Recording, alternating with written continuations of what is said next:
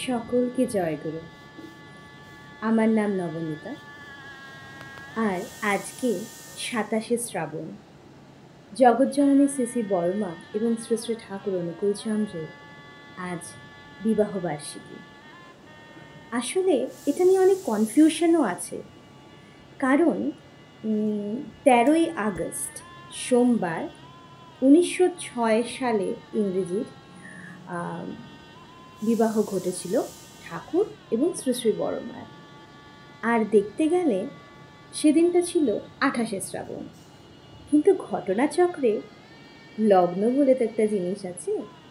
আসলে ২৭শে শ্রাবণ শ্রী শ্রী ঠাকুর বেরিয়ে পড়েছিলেন শ্রী শ্রী বর্মাকে বিবাহ করবার জন্য, এবং ২৭শে শ্রাবণ রাত্রি ১২টার কিছুক্ষণ পর ছিল বিবাহ লগ্ন। তাই জন্যই এই দিনটি নিয়ে একটু কনফিউশন আছে যে ২৭শে শ্রাবণ না ২৮শে শ্রাবণ। কিন্তু যেহেতু ঠাকুরের গায়ে হলুদ এবং বিয়ের সমস্ত রীতিনীতি সমস্ত কিছু ২৭শে শ্রাবণ থেকেই শুরু হয়ে গিয়েছিল, এবং বরও বেরিয়ে পড়েছিল বর বেশে ২৭শে শ্রাবণ, এবং বিয়ের পিঁড়িতে বসে পড়েছিল। তারপর লগ্নে যখন ১২টার পর ছিল তখন শুরু হয়েছিল আসল বিবাহ পর্ব। সে কারণেই কনফিউশনটা হয়। কিন্তু বহু বহু বছর ধরে এবং যুগ যুগ ধরে আমরা ২৭শে শ্রাবণই মেনে এসেছি, এবং ২৭শে শ্রাবণ শেষাশেষি আর ২৮শে শ্রাবণ শুরুতে শ্রী শ্রী ঠাকুর এবং শ্রী শ্রী বর্মার বিবাহ হয়। তাই আমরা ২৭শে শ্রাবণটাকে শ্রী শ্রী ঠাকুর এবং শ্রী শ্রী বর্মার বিবাহ হিসাবে মেনে এসেছি। এতদিন ধরে মেনেছি, আজও মানছি। চলুন আজকে মাতৃ সম্মেলনে যাওয়া যায়। আজকে আমার শ্রী শ্রী ঠাকুর অনুকূলচন্দ্রের এবং শ্রী শ্রী বর্মার শুভ বিবাহ বার্ষিকী। জয় গুরু।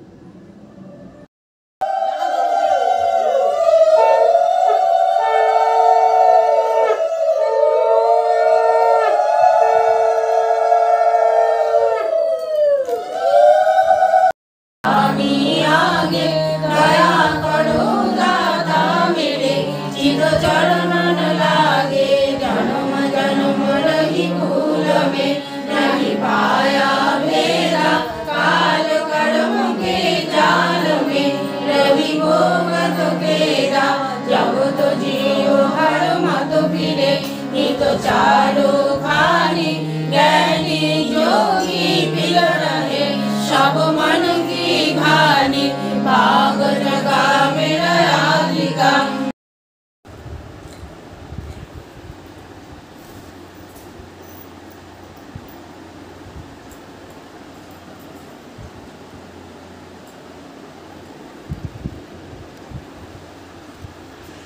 দেখবে মানুষ তোমাকে প্রণাম করছে আর তাতে তোমার বিশেষ কোনো আপত্তি হচ্ছে না, মৌখিক একবার আপত্তি করছো বটে, মানে বিশেষ একটা কিছু হচ্ছে না, তখনই ঠিক যেন অন্তরে চোরের মতো হাম্বড়াই দিচ্ছে। তুমি যত শীঘ্রই পারো সাবধান হও, নতুবা নিশ্চয় অধপাতে যাবে। আর যখনই কেউ প্রণাম করলেই অমনি দীনতায় তোমার মাথা হেঁট হয়ে যাচ্ছে, সেবা নিতে মন মোটেই রাজি নয়, বরং সেবা করতে মন সকলের সময় ব্যস্ত হয়ে উঠছে। আদর্শের কথা বলতে প্রাণে আনন্দ বোধ হচ্ছে তোমার ভয় নেই, তুমি মঙ্গলের কোলে রয়েছ, আর নিয়ত আরো বেশি অমনি থাকতে চেষ্টা করো। জয় গুরু। নারী নীতি প্রবন্ধ পাঠ। তুমি ভাবিতে পারো তোমার স্বামীর প্রতি বা সংসারের প্রতি যাহা কিছু করণীয় শুধু তোমারই, কিন্তু বুঝিও ভালো পাইতে হইলে ভালো করিতে হয়। তাহা তোমার বেলাও যেমন অন্যের বেলাও তেমন। তুমি যদি অন্যের মঙ্গলে যাহা কিছু করণীয় পাওয়ার আশা না রাখিয়া যতটুকু সম্ভব উদ্দেশ্যভাবে করিয়া যাইতে পারো, দেখিবে পাওয়ার জন্য তোমাকে আর আঁকুবাকু করতে হইবে না। পাওয়া তো আসিবেই, তোমার মনের আন্তরিকে কে যেন গাইয়া উঠিবে স্বস্তি স্বস্তি স্বস্তি। ১০৮ প্রণাম। পরম শ্রী শ্রী লক্ষ্মী মা বড়মার চরণে জানাবে শতকোটি প্রণাম। পরম পূজ্য পাদ শ্রী শ্রী বর্দার চরণে জানাবে শতকোটি প্রণাম। পরম পূজ্য পাদ শ্রী শ্রী আচার্য দেবের চরণে জানাবে শতকোটি প্রণাম। উপস্থিত সকলকে জানাই আমার আন্তরিক জয় গুরু। আজকে আমরা অঞ্জনা বোনের বাড়িতে মাতৃ সম্মেলনে মিলিত হয়েছি। আপনারা সবাই জানেন মাতৃ সম্মেলন আমরা কেন করছি এই মাস ধরে। শ্রী শ্রী লক্ষ্মী মা বড় মায়ের জন্মমাস, এই জন্মমাসকে ঘিরে আমরা গুরু বোনেরা সব বাড়ি বাড়ি গিয়ে মাতৃবন্দনা করছি, মায়ের নাম গান করছি। আর আজকের একটা বিশেষ দিন হলো 27শে শ্রাবণ, শ্রী শ্রী ঠাকুর এবং শ্রী শ্রী বড় মায়ের বিবাহবার্ষিকী। আমরা সকলে মিলে অঞ্জনা বোনের বাড়িতে মিলিত হয়েছে আজকের এই শুভ দিনে শুভ মঙ্গলময়ের আরাধনা আমরা ব্রতী হয়েছি। আমরা যেন তার কাজ নিষ্ঠা সঙ্গে করতে পারি। এখন তার বলা সম্ভব না, তবে যখন আলোচনা হবে ঠাকুরের বিবাহ সম্পর্কে আমি সবাই মিলে বলার চেষ্টা করি। এখন আমাদের সংবিধানকে অনুষ্ঠান হবে সকলকে জয় করছি।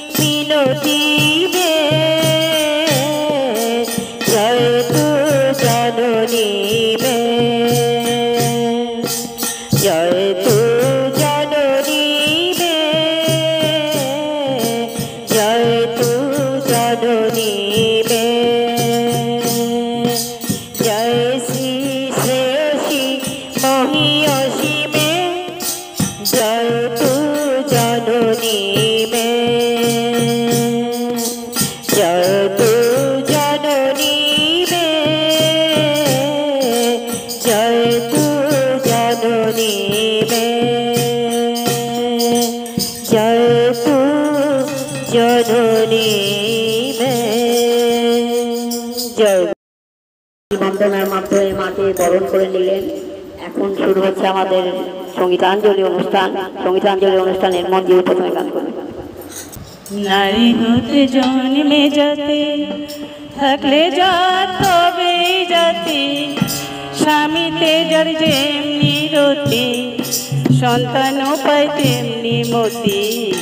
নারী হতে জন্মে জাতি, নারী হতে জন্মে জাতি, নারী হতে জন্মে জাতি থাকলে জাত তবেই জাতি, স্বামীতে যার যেমনি রতি, সন্তান পায় তেমনি মতি। নারী হতে জন্মে জাতি, নারী হতে জন্মে জাতি। আঠো কথার সময় হতে করে করে যা শেখাবে, সেই যে হবে মোক্ষম ছেলে, হিসেবে চল নয় পস্তাবি। আধো কথার সময় হতে করে করে যা শেখাবে, সেই যে হবে মোক্ষম ছেলে, হিসেবে চল নয় পস্তাবি। ধরা বলা করার মাঝে শুভ যেটা দেখতে পাবি, ধরা বলা করার মাঝে শুভ যেটা দেখতে পাবি, তেমন তোর আগ্রহে তার উস্কে দিবি জীবন গতি।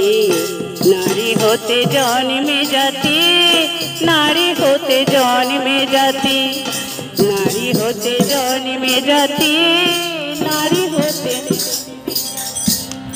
স্বামী স্ত্রীতে ঝগড়া করি, ছেলে ফিরে দেখে, গোলের কদরে দাঁড়ে ভাষাগুলো রাখে। স্বামী স্ত্রীতে ঝগড়া করে, ছেলে ফিরে দেখে, গোলের সদরে দাঁড়ে বাছাগুলো রাখে। যেমন স্থলে যেমন করে, যেমন বেমিল বাপমার মতে, সদিচ্ছাতে আকুল হলেও ওই বেমিল রয়েছে সাথে। যেমন স্থলে যেমন করে, যেমন বেমিল বাপমার মতে, সদিচ্ছাতে আকুল হলেও ওই বেমিল রয়েছে সাথে। মায়ের স্মৃতিকারে প্রতি ছেলে ফিরে শ্রদ্ধা নদী, মায়ের স্মৃতিকারে প্রতি ছেলে ফিরে শ্রদ্ধা নদী। বাড়ি যাতে তেমনি করা উকুলে তুই যে সন্ততি। নারী হতে জন্মে জাতি, নারী হতে জন্মে জাতি, নারী হতে জন্মে জাতি, নারী হতে। শ্বশুর ভাসুর দেবরে ননদ এদের গতি যেমন, কথাবার্তার সেবা কায়দা কানে প্রসারণ। শ্বশুর ভাসুর দেবরে ননদ এদের গতি যেমন, কথাবার্তার সেবা কায়দা কানে প্রসারণ।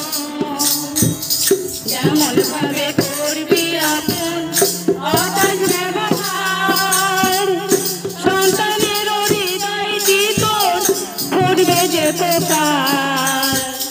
যেমন ভাবে করবি আপন অকাজ ব্যবহার, সন্তানের হৃদয় তোর ফুটবে যে প্রকার।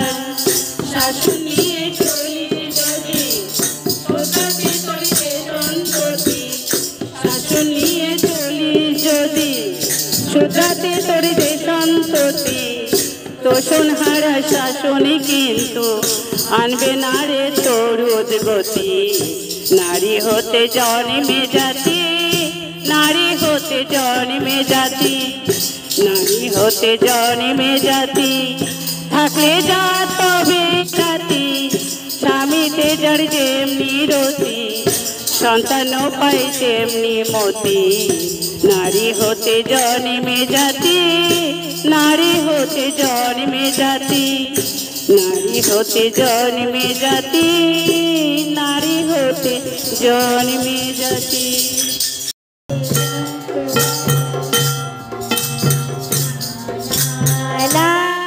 মোরা তোমায় পাওয়ার সাধনা ক্লান্ত হব না, প্রবৃতি জাল ছিন্ন করে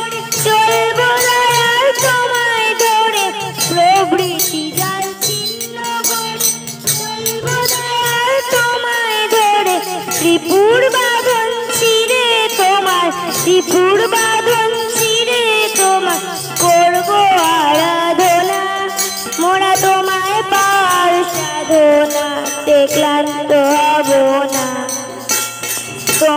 না না, মোরা তোমায় পাওয়ার সাধনাতে ক্লান্ত হব না। তোমায় ভালোবেসে সবাই করবো আপন হবে, ব্যথায় কাতর হয়ে ধরায় কেউ নাই আর রবে। তোমায় ভালোবেসে সবাই করবো আপন হবে, তোমায় কেউ নাই আর রবে। তোমার আশীর্বাদে মোরা ভাঙবো এবার ভয়ের কারা, তোমার আশীর্বাদে মোরা ভাঙবো এবার ভয়ের কারা। আনবো মুক্তি বাঁধন হারা, আনবো মুক্তি বাঁধন হারা, সেই তো সাধনা, মোরা তোমায় পাওয়ার সাধনাতে ক্লান্ত হব না। না না, মোরা তোমায় পাওয়ার সাধনাতে ক্লান্ত হব না।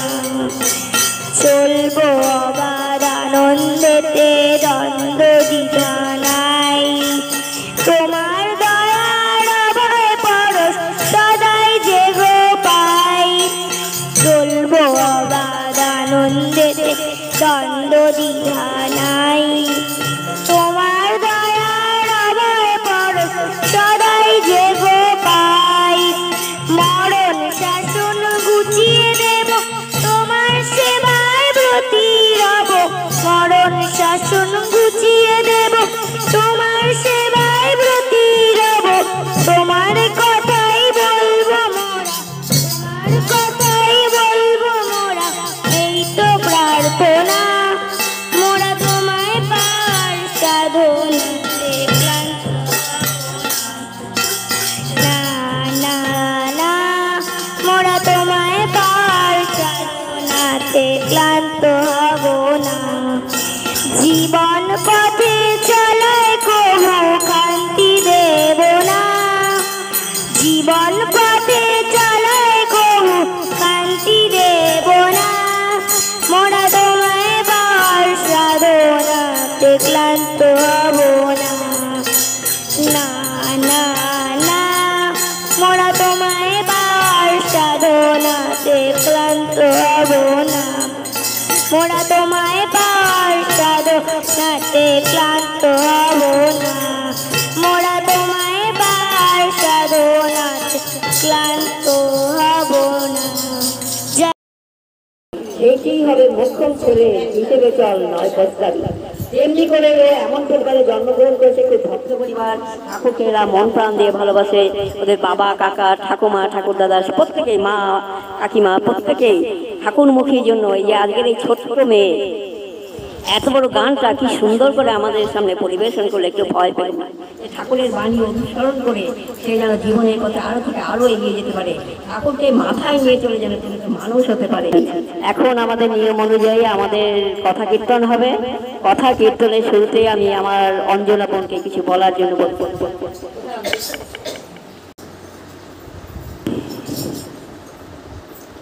আমার জীবনের কাহিনী বলবো। আমি এখানে আসছি 2000 ফেব্রুয়ারির 9 তারিখ।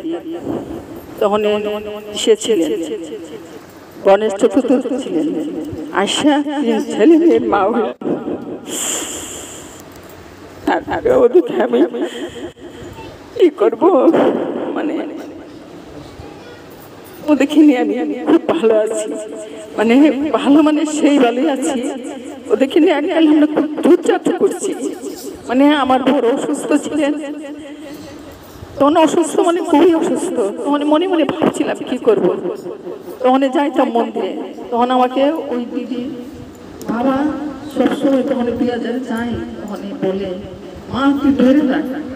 মানে প্রথম আমি মানে ধরে রাখার মতো ছিল না। 3টা বাচ্চা নিয়ে আমার বড় যখন অসুস্থ, আমি কি করবো তখন মানে আমি নিরুপায় গেছিলাম। তখন যখন মন্দিরে যাই, তখন ওর দিদির বাবা কাকু ছিলেন, আরেকজন কাকু ছিলেন অনন্ত কাকু, তারপরে যে রঞ্জিত কাকুরা সবাই ছিলেন। সবাই গেলে আমাকে একটাই কথা বলতো, মা তুই ওই দিদি বাবা বেশিরভাগ বলতো, মা তুই ধরে রাখ ধরে রাখ। তখন আমি এমনকি আমি ইষ্টভূতিটা যে ধরে রাখবো, তখন এই সন্তান তিনজন যে পাইছি, একজন 4 বছর, একজন 5 বছর, একজন 7 বছর। এই মেয়েটা 7 বছরের ছিল। তখন তারা ওরা ছোট ছোট, আমি মানে কর্ম করতে যাই, তখন ইষ্টভূতিটা আমি দেখা যাই গড়ে, কিন্তু ইষ্টভূতিটা তো বাচ্চা ওরা, তখন পয়সাটা খেয়ে নেয়। আমি একদিন শিলিগুড়ি গেছি, স্বপ্ন দেখতেছি কি তোর পয়সাটা তো খেয়ে নিচ্ছে, আইসা থেকে সত্যি সত্যি আমার পয়সাটা নেয়। তখন আমি কাকুকে জিজ্ঞাসা করলাম, কাকু আর পয়সাটা কোথায় রাখবো, ছোট ছোট বাচ্চা আমার ঘরে। তখন এই ঘরে থাকি, তখন পয়সাটা কাকু আমি কোথায় রাখবো, বলি কি তুই মা কোথায় রাখিস তোর খাওয়ার পয়সাটা? আমি বলছি কাকু আমার এই ব্যাগে রাখি, বলি ওইটাতেই রাখি। ওই করে করে আমি আর কোনো কিছু নেই, আমি শুধু ইষ্টভূতিটা করতাম।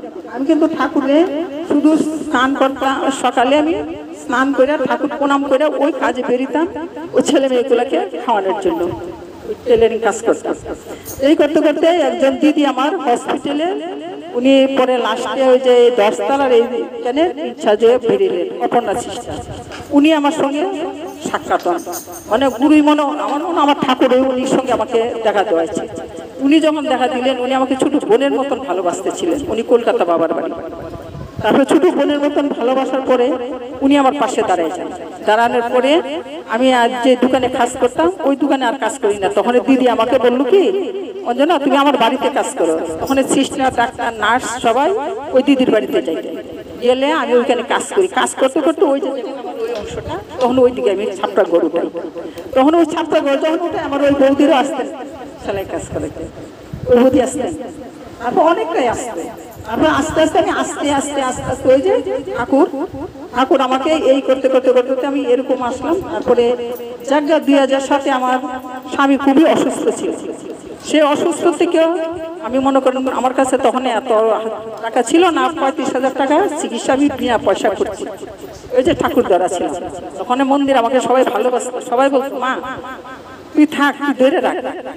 তারপরে ওই করতে করতে আমার স্বামীকে সুস্থ করে আনছি বিনা পয়সা, 35,000 টাকা বিনা পয়সা সুস্থ করে আনছি।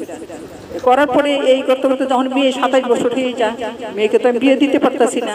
ও তার আগে আমার একটা অপারেশন হওয়ার কথা। তখন আমি 2011-তে আমি এত অসুস্থ, আমার একটা অপারেশন হবে। আমার বর বলি কি তোমার অপারেশন হবে না। তখন ঠাকুরের কাছে প্রণাম করে বললে আসি যে ঠাকুর আমার এই মুহূর্তে অপারেশন নিলে আমি তো কাজ করতে পারবো না, আমি কি করবো? তাইলে তোমার আমি সৎসঙ্গ দিব, তুমি আমার অপারেশনটা দিও না। ওই মন্দিরে বললে আসছি। যে বলার পরে ঠিক ঠিকই আমি পরে যখন নভেম্বরে অপারেশন করতে গেছি, আমার স্টোন নাই, না থাকার পরে আমি 2012-তে আমি প্রথম সৎসঙ্গ দিই। প্রথম সৎসঙ্গ যে দেই, আমার ওই তখন জায়গাটা এত নিচা ভিজা, তখন আমি আয়ত্তা দেওয়ার কিছু নাই। আমার কয়টা শাড়ি ছিল, আমার চাদর, আমার তখন মনে আছে ঘটনাটা, শাড়ি চাদর ওগুলো সবাইকে পাইতে দিয়েছি। দেওয়ার পরে সবাই বসে সৎসঙ্গ করলেন। তখন সেই সৎসঙ্গ বললে আবার বললো কি, ডাক্তারবাবুরা সবাই, শঙ্কর দাদা সবাই আসছিল, বললো কি যে জলপাইগুড়ি ডিস্ট্রিক্টের মধ্যে আইএস সৎসঙ্গ আমরা ওইখানে করছি। কেন জানি বলছে, আমি জানি নাই, আমার একটু বলছে। বলার পর ঠাকুর আমাকে আস্তে আস্তে আস্তে আস্তে আমি দেখি না, কিন্তু আমি এত কষ্ট করছি, কিন্তু আমার কষ্ট মনে হয় না। কিন্তু আমার জীবনে আমি যা কষ্ট করছি কেন, কিন্তু আমার কষ্ট মনে হয় না। কিন্তু আমার বাবার বাড়ির ওরা কেউ জানতো। আর আমার মা একটাই কথা বলতো, 3টা বাচ্চারে মা তুই ধরে না। আমি মনে মনে ভাবতাম, মাকে বলতাম মা 3টা বাচ্চা না, আমাদের ফ্যামিলির বাচ্চাগুলো দেখো মা তো খাই করে না, ওদেরকে খাইতে দিলে মা খাইতেছে না, 3টা বাচ্চা মা আমাকে জানো এত ভালোবাসে খাইতে দিতে। তখন আমার মা আবার বললো দিছি কি, মা তুই দৈরা রাখ, তুই তো কাজ জানিস, তুই মা দৈরা রাখ, বাচ্চাগুলাকে খাইতে দে, তোর ভালো হবে। আমি জানি না ঠাকুর আমাকে কি করবে। আমার মা এই কথা বলছে, মা তুই 3টা বাচ্চাকে তুই খাইতে দে। ওই যে একটা মা কিন্তু সংসার ভাঙতে পারে, একটা মা কিন্তু সংসার জোড়া দেয়, আমি এটা বুঝি। আমার তখন 33 বছর বয়স। তখন আমার মা যখন বলছে, আমার মার কথা আছে না, এখন আমি আমার মার কথা শুনি, বললাম এখনো শুনি। তারপর আমার মার কথায় ওই 3টা বাচ্চাকে ওই যে কাজ করে নিয়ে খাওয়াই, খাওয়াইতে খাওয়াইতে তারপরে বললাম না, সব লোকজন আমার পরিচয় হয়ে গেছে, আমি ঘরে বসে কাজ করতে করতে তখন আবার মেয়ে বড় হয়েছে। মেয়ে যখন 27 বছর হয়ে গেছে, মেয়েকে ওই তো আমাদের পছন্দ হলে মেয়ে, ওদের পছন্দ নাই, ওদের পছন্দ হলে মেয়ের পছন্দ, ও আমাদের পছন্দ নাই, এই 2 পক্ষ হওয়াতে। আর সবাই বলে কি মেয়েকে আগে দীক্ষা দিবা, যদি আবার শ্বশুর বাড়ি না মানে। তখন আমি কি বললাম, যখন বিয়ে হচ্ছে না তখন ওই যে সুবোধ আসছিলেন, আমি মেয়েকে বললাম কি যা আজকে যে দীক্ষা নিয়ে, ওই দীক্ষা যে নিয়ে আসলো ওই মাসেরই আলাপ, এই মাসের আলাপ ওই 1 বছর ধরে এই বিয়েটা হয়েছে।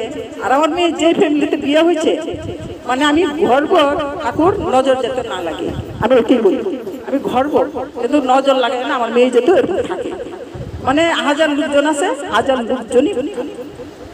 লোকজনই ভালো, ভালো দিয়েছে। আমার মেয়ে মূর্খ, পড়াশোনা জানে না, কালো, কোথায় বিয়ে দিব, মানে চিন্তা করে গেছি। কিন্তু আমার ঠাকুর করে রাখছি, আমি শুধু ঠাকুরকে বলতাম তুমি করবা যা করো, তো উনি যা করেন কিন্তু আমাকে করলেন। তো আমি এই পর্যন্ত ওই সাপটা দিয়ে থাকতে থাকতে তারপরে ওই ঘরে আসি। আবার এই ঘরে আমি 2009 আমি ফেব্রুয়ারিতে এইখানে আসি, সে গণেশ চতুর্থী, আবার সে আমি আবার সাথ দিলাম 2021-এ ওই গণেশ চতুর্থী এই ফেব্রুয়ারি ওইটা স্মরণীয়। যেই দিনে আমি এই বাড়ি পাড়া দিছি সেই দিনে আবার আমার ছাদ জ্বালাই, ওই আবার গণেশ চতুর্থীটা ছিল, সেই দিন ছিল বুধবার আমি বাড়িতে আসি, আর ছাদ জ্বালাইটা আমার সোমবারে হচ্ছে, বারটা শুধু 2 ছিল। আমি চাই, আমি ঠাকুর রে, আমি জানি না আমার ঠাকুর রে, আমি ওরকম ভাবি, আমি সবসময় আমি চলে, আমি মনে হয় যে আমার মাথার উপর সবসময় ঠাকুর থাকে। কিন্তু আমি যত জ্বর জাপটা যতই আমি খালি মনে মনে ভাবি ঠাকুর তুমি তো আমার মাথার উপরে আছো, তুমি আমার মাথার উপরে আছো। আর মা বাবার আশীর্বাদ আমার প্রচুর আছে, আমি আমার মা বাবার আশীর্বাদ প্রচুর পাইছি। আমার মা বলে আগা করে যে আমার এই মেয়ে যেখানে থাকে আশা করি না যে মেয়ে কোনো কষ্ট থাকে, বলে কষ্ট থাকলে মেয়ে কষ্ট মানাই নিবে, এই কথা আমার মা বাবা বলতো। যাক যাই হচ্ছে আমি বেশি কিছু বলবো না, সবাই বলো আমার সংসারে আমি এরকম করে চলছি, কিন্তু আমি এখন খুব ভালো আছি। সেই ভালোটা যেহেতু সবাই প্রার্থনা করে যে আর মানে যাই এরকম আছি এটুক থাকলে আমারও, আমি বেশি চাই না, আমি চাই সুখ শান্তি, আমার সংসারে সুখ শান্তিও আমার আর কিছু লাগবে না। আমি সুন্দরভাবে তার জীবনের ঘটনা বলে, আমার জীবনে অনেক ঘটনা আছে, সব তো বলা সম্ভব না, তবুও যেটুকু আমাদের সামনে পরিবেশন করলো ভীষণ ভালো লাগলো। আমরা উদ্বুদ্ধ হলাম, আমরা যেন কখনো মানে কোনো খারাপ অবস্থায় পড়লেও যেন একদম নিতেই না পড়ি। তাই সেই যেমন করে বলে ঠাকুরকে ধরে রাখলে জীবনে সবই পাওয়া যায়, সত্যি তাই, ঠাকুরকে যদি আমরা আঁকড়ে ধরে রাখতে পারি তাহলে আমরা জীবনে সবই পেতে পারি। আর এই যে তিনি যে এত সুন্দর সংসার করে তুলেছেন, সত্যিকারের এটাই কীভাবে কত কষ্ট করে এই দর্জির কাজ করে এই সংসারকে গড়ে তোলা একটা সোজা কথা নয়। তিনি তার 3 ছেলেকে 2 ছেলে 1 মেয়েকে মানুষ করেছেন, পুত্রবোধও তার ঘরে আসছে। তিনি বারবার বলছিলেন আমার এত বড় ঘর হলো, সবই হলো, ঘরে এখন আলো করে যেন লক্ষ্মী মা বৌমা যেন আছে। আমরা সামনেই দেখতে পাচ্ছি আমাদের সামনে লক্ষ্মী মা বৌমা বসে আছে।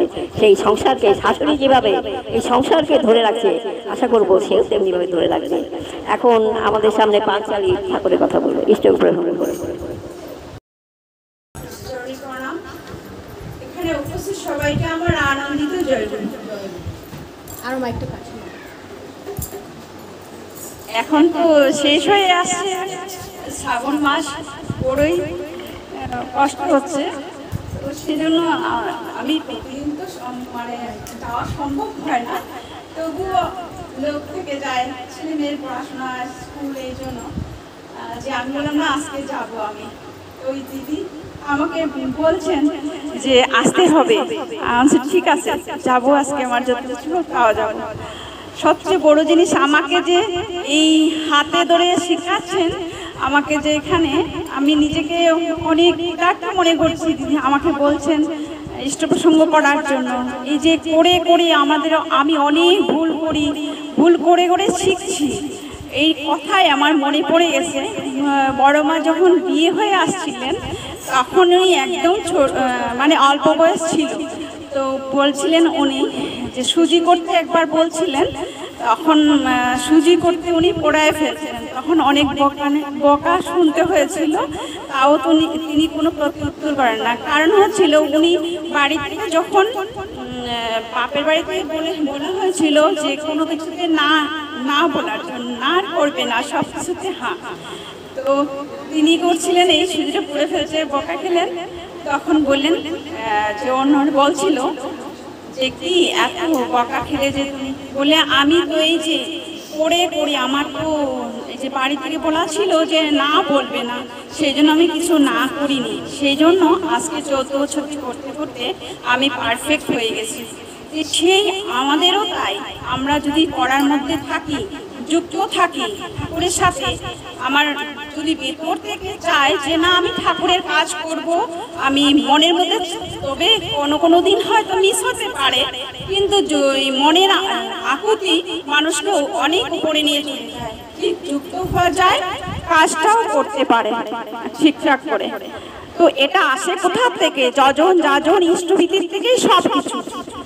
সুবিবাহ যদি আমাদের না হয়, আমি দেখেছি অনেক জায়গায় যে বিবাহটা ঠিকঠাক না হওয়ার ফলে অনেক কষ্ট হচ্ছে এদের, পরিবারে অনেক রকমের অশান্তি আর রোগ শোক অনেক কিছু।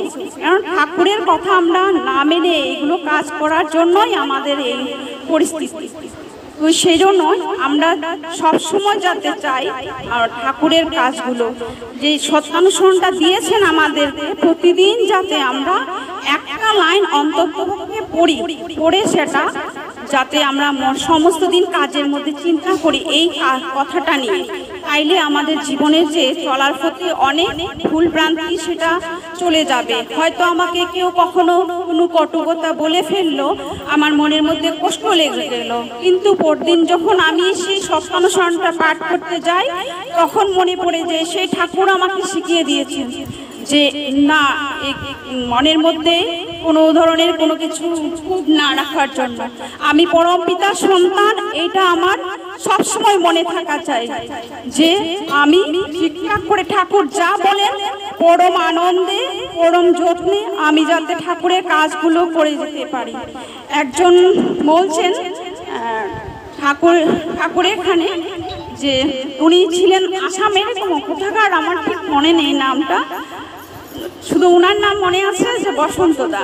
আপনারা এখানে অনেকেই চেনেন, শুনেছেন এই কথাটা। তিনি মানিকপুর মন্দিরে আছেন। তো ওই আসামে ছিলেন, ওনার কোনো কিছুই ছিল না, উনি কৃষি কাজ করতেন, হয়তো সম্ভবত মা বাবাও ছিলেন কি না জানি না, মানে যে কোনো প্রকারে উনি দীক্ষা নিয়ে গুরুভাইদের সাথে দেওঘরে চলে গেছিলেন। তো ওইখানে গিয়ে উনি বলছেন যে আমি দেওঘরে থাকতে চাই। তখন বললেন, সম্ভবত শ্রী দাদা বোরদার মনে হচ্ছিলেন নাকি, যাই হোক, বললেন যে ঠিক আছে থাকতে পারিস, তবে একটা কথা বলে আমার চাই, অন্ন বস্ত্র বাসস্থান এইগুলো আমার চাই, কারণ আমার কিছু নেই, আমি এখানে থাকবো। তখন বলছে ঠিক আছে সব পাবি, তুই আমার কথা মানতে পারবি? বলে আগে আপনি যা বলবেন তাই মানবো। বলে তুই আমার কথা শুনবি, আমাকে ভালোবাসা দিতে পারবি? বলে হ্যাঁ, আমি তো কোনো কিছু দিতে পারবো না, এটা আমি দিতে পারছি।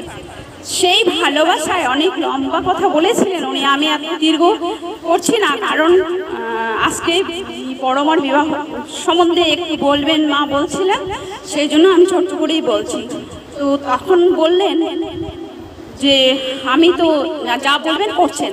তখন বলছেন যে এই ফুল গাছে জল দেওয়ার জন্য তিনি রাজি, ফুল গাছে জল দিচ্ছিলেন। তারপরে বলছিলেন যে কাঠের মিস্ত্রিরা কাজ করছে ওখানে, সেটাও করছেন। আস্তে আস্তে তিনি সমস্ত কিছু শিখে গেছেন। শিখে গিয়ে ওনার ঠাকুর বাড়ি থেকে ওনার বিবাহ হলো। তারপর কারণ এই একটাই, ঠাকুরকে ভালোবেসে সব করেছিলেন বলে ওই ওনার ছেলে মেয়ে হলো। তো একবার ঠাকুরের জন্মদিনে সম্ভবত তিনি একটা অ্যামাউন্ট দিয়েছিলেন, কারণ ওনার পারিশ্রমিক যে নিজের সৌপার্জিতটা ওটা কাচের ইয়ে দিয়ে বাঁধানো ছিল। তখন ওনার যখন বিয়ে হলো, ছেলে মেয়ে হলো, ছেলে একদিন দেখে বলছে বাবা এটা কি? তখন বলছে সে আবার আচার্যদেবের জন্মদিনে সেও এরকম দিয়েছিল। তো ওর ইচ্ছা ছিল যে ওর বাবা যখন করেছে তাহলে আমিও করব। কারণ কি হয়, আমি যদি ঠিকঠাকভাবে কাজ করি, আমি চিন্তা করি যে না আমার ছেলে করছে না, থাক আমিও করব না, তা নয়, আমাদের কাজ করে যাওয়া উচিত। তখন ওরা দেখবে যে না মা তো করেছে, তখন ওরা উচিত আজ না করুক কাল হোক করবে। তো আমরা যদি ঠাকুরকে ভালোবেসে থাকি, এই যে যজন যাজন ইষ্টবিধিটা আমরা সঠিকভাবে করি বা ইষ্টস্থানে যথাসময়ে পাঠিয়ে দেই, তাইলেই আমাদের জীবন সুন্দর হবে, আমাদের সব কিছু সুন্দর হবে। সবচেয়ে মুখ্য হলো ইষ্টবিধিটা ঠিক করে করা। আমরা অনেকেরা কি করে দীক্ষা নিয়েছি, ব্যাস হয়ে গেল আমাদের, যে আমরা তো দীক্ষা নিয়ে গেলাম যে শরীর শুদ্ধ হয়ে গেছে, তা নয়। ঠাকুরের সাথে যেমন ইলেকট্রিকের সুইচ না দিলে লাইট জ্বলবে না, ঠিক তদ্রূপ আমাদের জীবনে আমরা যদি ইষ্টভীতি ঠিকঠাক ভাবে না করি তবে আমাদের ঠাকুরের সাথে যুক্ত হয় না। আমাদের যুক্ত হওয়ার একটাই পথ, যজন যাজন ইষ্টভীতি। তার মধ্যে বলছেন এখন ডিপিআরকের কথা, সেটা আগে 100 বছর আগে ঠাকুর বলেছেন একই ব্যাপার, এটাই হলো ডিপিআর। ডিপিআরটা হলো যজন যাজন ইষ্টভীতি। এখন দেওঘর থেকে আসছেন ঋত্বিক দাদা, তো দীক্ষার জন্য আমরা যাতে সবাই মিলে ওনার দীক্ষার ব্যবস্থা করতে পারি, যাতে আরো দীক্ষা হয়। আমরা ডিপিআরকে যখনই যাব মাথায় যাতে আমাদের সবার এই চিন্তাটাই থাকে। এই বলে আজকে আমি এখানে বিরাম নিচ্ছি। সবাইকে আমার আনন্দিত জয়গুরু। সবাই ভালো থাকুন, সুস্থ থাকুন। জয় ওম প্রেময় শ্রী ঠাকুর শ্রী চরণে চরণে শতকোটি প্রণাম। পরম আরাধ্যা শ্রী শ্রী লক্ষ্মীমা বড়মার চরণে চরণে শতকোটি প্রণাম। পরম পূজ্য পাদ শ্রী শ্রী বর্দার চরণে চরণে শতকোটি প্রণাম। পরম পূজ্য পাদ শ্রী শ্রী আচার্যদেবের চরণে চরণে শতকোটি প্রণাম। উপস্থিত সকলকে জানাই আমার আন্তরিক জয়গুরু। এতক্ষণ আমাদের সামনে অঞ্জনা বোন, আমাদের বৌমা পাঞ্চালি খুব সুন্দরভাবে ইষ্ট প্রসঙ্গ করলো। এরপর আমার আর বলার কিছু থাকে না। তবে আগে একটা বিশেষ দিন, শ্রী শ্রী লক্ষ্মীমা বড়মা এবং আমাদের শ্রী শ্রী ঠাকুর উভয়ের দিন। আর 27শে শ্রাবণ তাদের বিয়ে হয়েছিল। আবার এই শ্রাবণে শ্রী শ্রী বড়মা জন্মগ্রহণ করেছিলেন। এমনি করেই তারা বিবাহ বন্ধনে আবদ্ধ হয়ে পড়েন। শ্রী শ্রী ঠাকুরের বাড়ি ছিল হিমায়তপুর, পাবনা জেলার হিমায়তপুরে। আর শ্রী শ্রী লক্ষ্মীমা বড়মায়ের বাড়ি ছিল ধোপাদহ গ্রামে। শ্রী শ্রী বড়মার বাবার নাম রামগোপাল ভট্টাচার্য এবং মায়ের নাম ত্রিনয়নী দেবী। আর শ্রী শ্রী ঠাকুর অনুকূলচন্দ্রের বাবার নাম হচ্ছে শিবচন্দ্র চক্রবর্তী, মায়ের নাম মাতা মনমোহনী দেবী। একবার শ্রী শ্রী বড়মার যে মায়ের আত্মীয় আছে পাবনা জেলার হিমায়তপুরে, সেই বাড়িতে ছেলের পৈতে হয়। আমরা জানি যে 11 বছর বা 12 বছরের আগে পৈতে হয়। সেই পৈতে দেওয়ার যে কি হয়, একদম বিয়ের মতো অনুষ্ঠান হয়। সেই অনুষ্ঠানে বড়মার মাকে নিমন্ত্রণ করা হয়েছে। তা বড়মার বাবা তিনি বললেন, আমার তো কাজ আছে, আমার পক্ষে তো সেখানে যাওয়া সম্ভব হবে না, তোমরা যাও। তারপরে তারা কি করলেন, তখন ছিল গরুর গাড়ি, সেই যে জিনিসপত্র অনুষ্ঠান বাড়িতে জিনিস দেবে সেসব নিয়ে, যে জামা কাপড় চোপড় সব নিয়ে আমাদের শ্রী শ্রী বড়মার মা এবং বড়মা তারা ছোট ছোট ভাই বোনেরা সবাই মিলে পাবনা হিমায়তপুরে আসেন।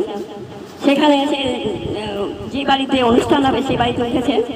তখন আমাদের যে মানে পাশাপাশি 2 বাড়ি ছিল, শ্রী শ্রী ঠাকুরের যে দিদা ছিলেন তিনি ওই বাড়িতে গিয়ে বলছেন, অনেক মানুষ আছে, অনেক থাকা টাকার অসুবিধা আছে, তোমরা কিন্তু আমাদের বাড়িতে গিয়ে খাওয়া দাওয়া করবে, এখানে তোমাদের অসুবিধা হতে পারে। আর আমাদের বড়মার মাও ছিল খুব মানে গুরু গম্ভীর মানুষ, মাথা নেড়ে সম্মতি জানালেন। তারপরে পরের দিন সকালবেলায় কি করলেন, সেই মাতা মনমোহনী দেবীর মা তিনি ঘি ভাত এবং সেদ্ধ ভাত রান্না করে সব বাচ্চাদেরকে খাওয়ার জন্য পাতায় পাতায় বেড়ে দিলেন। আর তখনকার কি নিয়ম ছিল, একটা থালার মধ্যে অনেক বাচ্চা কাচ্চা নিয়ে একজন বড় বসে সে খাইয়ে দেন। আর শ্রী শ্রী ঠাকুর আলাদা বসেছেন। আর শ্রী শ্রী বড়মা তখন 8-9 বছর বয়সে। তখন ওই দিদা বলছেন যে ত্রিনয়নী দেবী, তুমি কি করো, তোমার মেয়েকে আমার ওই বড় নাতির সঙ্গে খেতে বসিয়ে দাও। শ্রী শ্রী ঠাকুর তখন খেতে গেলেন যে আমি মেয়ে মানুষের সঙ্গে খাবো। তিনি তখন বললেন, আমি মেয়ে মানুষের সঙ্গে খাবো না। এই বলে তিনি লাফ দিয়ে উঠে গেলেন।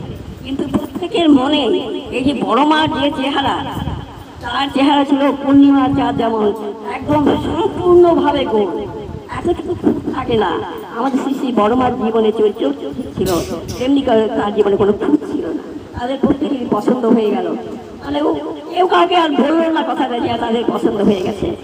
তারপর তো শ্রী শ্রী ঠাকুর উঠে গেছেন, তিনি তখন ছোট্ট, তিনি সব ছেলে মেয়েদের সঙ্গে খেলাধুলা করছেন। করতে করতে তিনি জামরুল গাছে উঠে তিনি জামরুল পাচ্ছেন। যেমন সবাই জানে সাদা সাদা জামরুল গাছে থাকি তো ঝপঝপ করে জামরুল করলো, বাচ্চারা সেগুলো করে নিয়ে চলে গেল।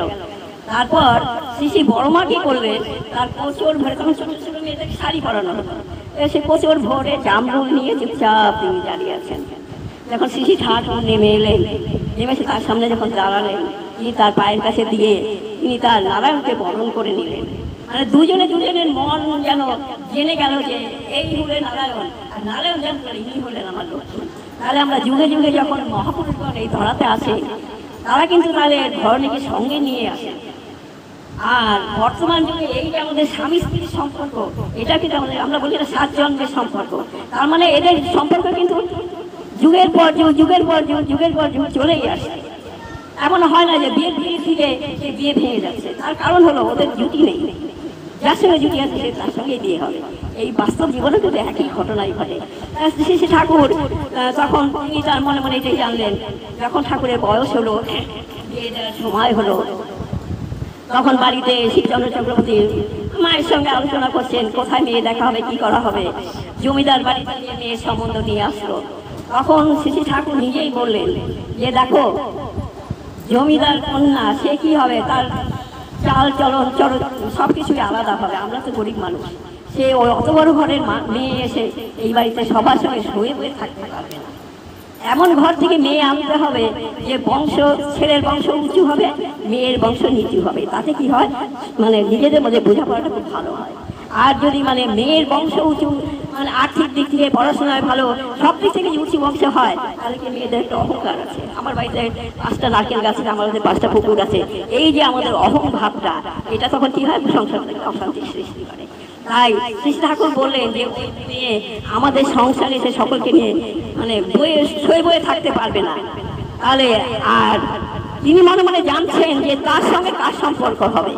শ্রী রামকৃষ্ণদেব কি যখন তার বিয়ে সম্বন্ধ হয়, তিনি বলেছিলেন যে আমার নাড়া বাঁধা আছে, আমার নাড়া বাঁধা আছে ওইখানে আমার পুকুরে, আমার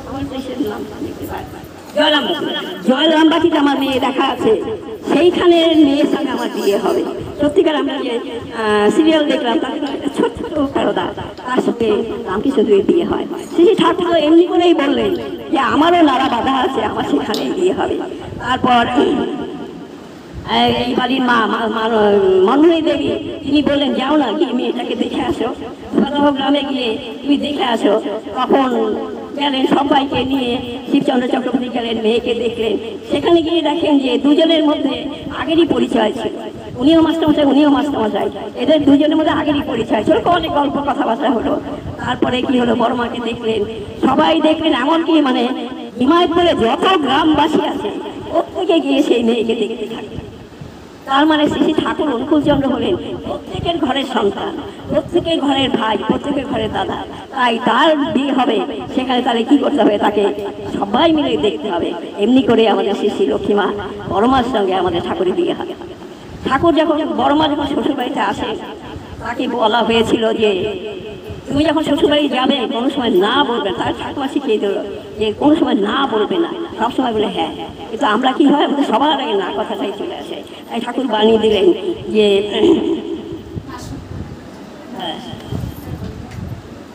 অলক্ষীর বাসায় কি যেন প্রথম কথা, না আসুন যদি বধূ যার হয় না যার সালা, অলক্ষে না এসে ঘর করেছে কালা। এই কথাটার অর্থ হলো না সুন্দরী বধূ যার হয় না যার সালা, মানে সুন্দরী বধূ যে আছে তাকে আমরা কি করি, প্রত্যেকে মিলে আনন্দ মানে আদর যত্ন করি, ভালোবাসি, সবাই তাকে ভালোবাসি। আবার শালার সঙ্গে এমন একটা সুসম্পর্ক, সেটা কি হচ্ছে যে শালার সঙ্গে যদি আমরা সুসম্পর্ক না রাখি, তাকে যদি ভালো না বাসি, তাহলে কি আমার মান সম্মান থাকবে না। কারণ সুন্দরী বউকে যেমন করে আমরা ভালোবাসি, আমাদের শালাকে যেমন সুন্দরভাবে ভালোবাসি, না যদি আমরা আমাদের জীবনে সে সুন্দর করে ভালোবাসতে পারি, তাহলে কি হবে, একটা সুন্দর সংসার গড়ে উঠবে। এই যে অনুষ্ঠানের আয়োজন করেছে, তার স্বামী যদি বলতে পারে, ছেলেরা বলতে না তোমার এই অনুষ্ঠান করা চলবে না, তাহলে কি হতো, শোকের ছায়া নেমে আসে। কিন্তু যেহেতু শ্রেষ্ঠভাবে সবাই মিলে আজকের এই অনুষ্ঠানের আয়োজন করেছেন, সেই অনুষ্ঠান কি হলো, সর্বাঙ্গ সুন্দর হলো। যেমন মান্তু বারবার বলছে এটা পজিটিভ বাড়ি, পজিটিভ বাড়ি মানে ভালো বাড়ি, এটা সব কিছু মানে হ্যাঁ না বলে কোনো কথা নাই। তাহলে এই যে না কথাটাকে যেন আমরা আমাদের সংসারে যেন ভালোবেসে না কথাটাকে যেন নিয়ে চলতে পারি, তাহলে অলক্ষে আমাদের সংসারে বাস করতে পারবে না। তাই এমনি করে বড়মা তার সংসারে এলে সারাদিন তিনি কাজ করেন এবং তিনি স্বামীর সেবা করেন। এতটুকু তার সেবায় খুঁত থাকে না। তিনি সবার সঙ্গে সুষ্ঠু সুন্দর ব্যবহার, এমনকি কাজের লোকদের সঙ্গেও তিনি সুন্দর ব্যবহার করতেন, প্রত্যেকে তিনি ভালোবাসতেন। একবার এক মা এসেছেন, এসে বলছেন যে দাদা এসে বলছে যে আমার ছেলে খুব অসুস্থ, আমার ছেলেকে আর বোধহয় বাঁচানো যাবে না, আমার এখন টাকা পয়সার অভাব। তখন বড় মা বুঝতে পারলেন যে তার কিছু অর্থের প্রয়োজন আছে। বড় মার কাছেও তেমন টাকা পয়সা থাকে না। তিনি কি করলেন, নিজের কানের দুল খুলে তার হাতে দিলেন, দিয়ে বলে এটা তুমি বাধা রেখে তুমি তোমার ছেলের চিকিৎসা করো, ছেলে ভালো বলে তারপরে তুমি আমার দুলটা ফিরিয়ে দিয়ে দিও, এই কথা বলছেন। তার দুল দিয়ে গেছেন, কোনো ব্যাপারই না। যখন নাকি ওই বাড়ির সবাই দেখলো যে বোর কানে কানের দুল নাই, তাকে সমানে বকাবকি করছে, নিশ্চয়ই বাবার বাড়িতে দিয়ে আসছে, এটা আমাদের স্বভাব, বাবার বাড়িতে দিয়ে আসছে, না হয় ও হারিয়ে ফেলছে, নানা রকম ভাবে তাকে কুটোকুটি করা হচ্ছে। তিনি কি বলে মাথা নিচেও করে কোনো কথা বললেন না, সব শুনে গেলেন। তার থেকে প্রায় মাস 2-3 পরে সেই ভদ্রলোক আবার আসছেন, এসে বলছেন যে এই বাড়ির বড় বউ কোথায়, আমি তার সঙ্গে কথা বলতে চাই। তখন বলছে যে এই বাড়ির বড় বউ তো সে কাজে ব্যস্ত আছে, তার সঙ্গে কথা বলা হচ্ছে, বলো না আমাকে কি বলতে হবে বলো না। তখন বলছে না, আমি বড় বউয়ের সাথেই কথা বলবো। তারপরে যাই হোক, ও কাজে ব্যস্ত থেকে তিনি আসেননি। সে কানের দুলটা হাতে দিয়ে, মাথা মনমোহনের হাতে দিয়ে বলে এই দুলটা দিই আমাকে দেওয়ার জন্য আমি আমার ছেলের জীবন ফিরে পাই। এই বাড়ির যে বউ আছে সে হচ্ছে মহালক্ষ্মী, সেই লক্ষ্মী বলে আজকে আমার সন্তানকে তার এই দানের জন্য, তার এই অবদানের জন্য আমরা ফিরে পেলাম। তাহলে দেখেন যে বড় মা কতখানি মানে দয়ালু ছিলেন, সবার প্রতি তার সমান দয়া ছিল। আর যারা নাকি এই যে নানা রকম কথাবার্তা বলছিল থেকে চুপ হয়ে গেলেন, তারা বুঝতেই পারলেন যে সত্যি আমাদের ঘরে লক্ষ্মী এসেছে।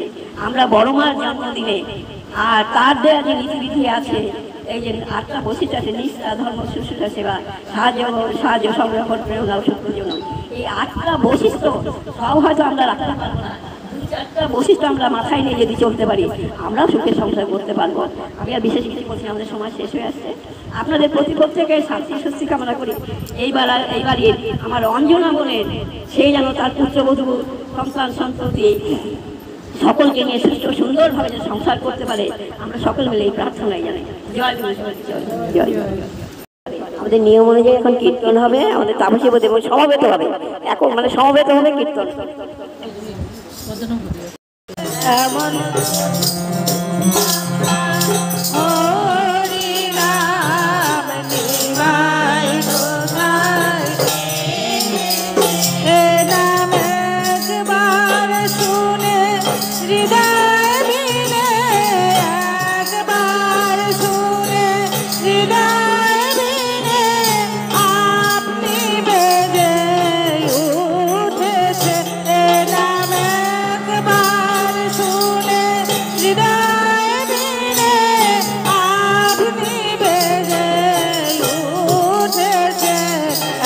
মধু মাখা হরি নাম, নিমাই কোথায় এসে, এমন মধু মাখা হরি নাম, নিমাই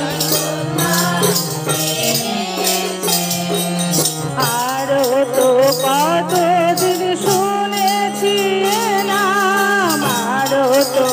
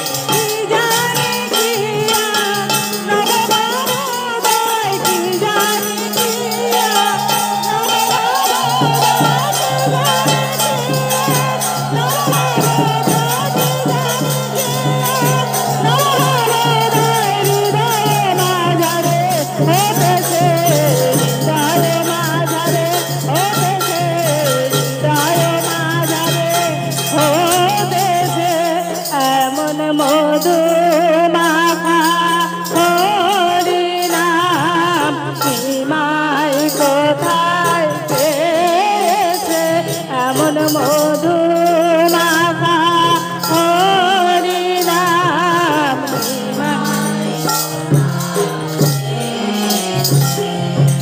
আজ হতে নিমাই তোর সালে রাব জ্ঞানের গরিমা কবু না করিব আজ হতে নিমাই তোর সালে রাব জ্ঞানের গরিমা কবু না করিব সব ছেড়ে দিয়ে হরি হরি বলে সব ছেড়ে দিয়ে হরি সব ছেড়ে দিয়ে হরি হরি বলে সব ছেড়ে দিয়ে হরি হরি বলে নাচিতে বাসনা হতেছে নাচিতে বাসনা হতেছে নাচিতে বাসনা হতেছে সব ছেড়ে দিয়ে হরি হরি বলে সব ছেড়ে হরি হরি বলে সব ছেড়ে দিয়ে হরি হরি বলে সব ছেড়ে দিয়ে হরি হরি বলে নাচিতে বাসনা হতেছে নাচিতে বাসনা হতেছে নাচিতে বাসনা হতেছে এমন মধু মাখা হরি নাম নিমাই কোথায় পেয়েছে এমন মধু মাখা হরি নাম নিমাই কে যেন কহিয়া গেল কানে কানে কানে রূপায় হলো এতদিনে কে যেন কহিয়া গেল কানে কানে কানে রূপায় হলো এতদিনে প্রেমের ভাণ্ড মাথায় নিয়ে প্রেমের ভাণ্ড মাথায় হে প্রেমের ভাণ্ড মাথায় নিয়ে প্রেমের ভাণ্ড মাথায় নিয়ে প্রেমের ঠাকুর এসেছে প্রেমের ঠাকুর এসেছে প্রেমের ঠাকুর এসেছে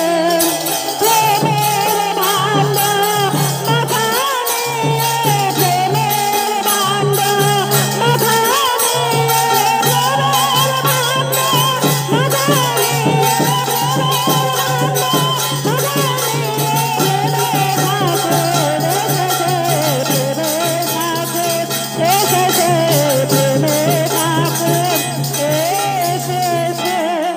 এমন মধু মাখা হরি নাম নিমাই কোথায় পেয়েছে এমন মধু মাখা হরি নাম নিমাই কোথায় পেয়েছে এমন মধু মাখা হরি নাম নিমাই কোথায় পেয়েছে জয় গুরু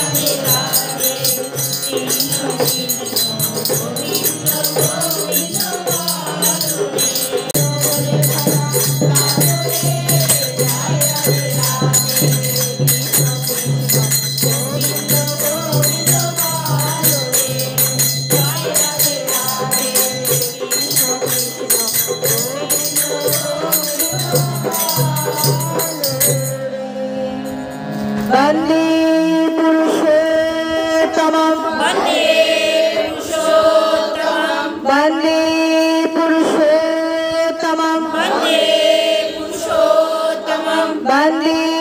पुरुषोत्तमं परम प्रेममय श्री श्री ठाकुर अनुकूल चंद्र जी की परम प्रेममय श्री श्री ठाकुर अनुकूल चंद्र जी की परम प्रेममय श्री श्री ठाकुर अनुकूल चंद्र जी की परमाराध्या जगत जननी श्री श्री बड़मा की परमाराध्या जगत जननी श्री श्री बड़मा की परमाराध्या जगत जननी श्री श्री बड़मा की परम पूज्य पाद श्री श्री वरदा की परम पूज्य पाद श्री श्री वरदा की परम पूज्य पाद श्री श्री वरदा की परम पूज्य पाद श्री श्री आचार्य देव की परम पूज्य पाद श्री श्री आचार्य देव की परम पूज्य पाद श्री श्री आचार्य देव की सत्संग की सत्संग की सत्संग की वन्दे पुरुषोत्तमं वन्दे आर्षपितृं वन्दे मातृवर्गं वन्दे अहं कृष्णदैवतं वन्दे पुरुषोत्तमं वन्दे पुरुषोत्तमं वन्दे पुरुषोत्तमं